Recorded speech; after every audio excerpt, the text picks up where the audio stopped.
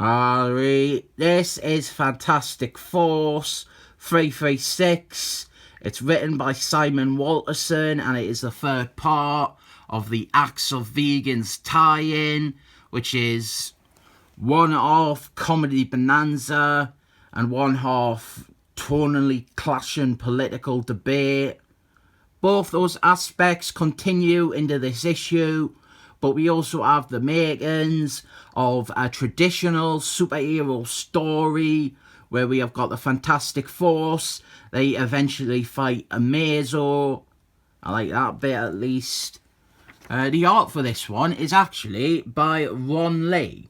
That's Stanley Lee's little brother or something like that. I forgot that he did this issue. He's very welcome, of course. He is a great artist, and talking heads aren't really the best use of them. We're having all the big discussion about superhero registration and why it is a good thing or why it is a bad thing. All this stuff that is later brought back 15 years later as the plot for Civil Wars. It's all thoughtful and cleverly written stuff, but not a very exciting prospect really. And as I said, a kid would hate this. It's a bunch of grown-ups blabbing on about grown-up things. But Invisible Wife, she is looking great. She's the best, isn't she? Why would she ever want to get invisible? I wish she was my wife, but she was visible. And there isn't really much to say about all this congressional era and stuff, or the whole story really. It's this weird Mr. Smith Gans to Washington meets Chuckle Vision combo, because while all this is going on, we see outside there was a bunch of villains who tried to attack. They didn't even get beat by the Fantastic Force this time. They were all just idiots, and they got beat off panel by regular Joes. I didn't like this, reducing this many Marvel villains to punchlines. No character has to be a joke. All it takes is one writer taking them seriously. And then on the flip side, all it takes to ruin a character is one writer making them into a joke. We've got people here who have fought full one-on-one. We have arch enemies of prominent characters like Black Panther. We have got general Marvel Universe baddies who have fought the Avengers by themselves. We have got baddies with heavily explored sympathetic motives. We have got stilt-man, who is the go-to joke baddie. And we have got what looks like the Smurf from the Excellent Men for some reason. Why not just give us an actual story where the Fantastic Force, they fight Ape Man or Ocarina? The idea of Acts of Vegans was, in a nutshell, heroes, they would fight against villains that they normally didn't fight. Not that heroes would be off having a smarty smart chat with senators while villains that they didn't normally fight are the butt of the joke.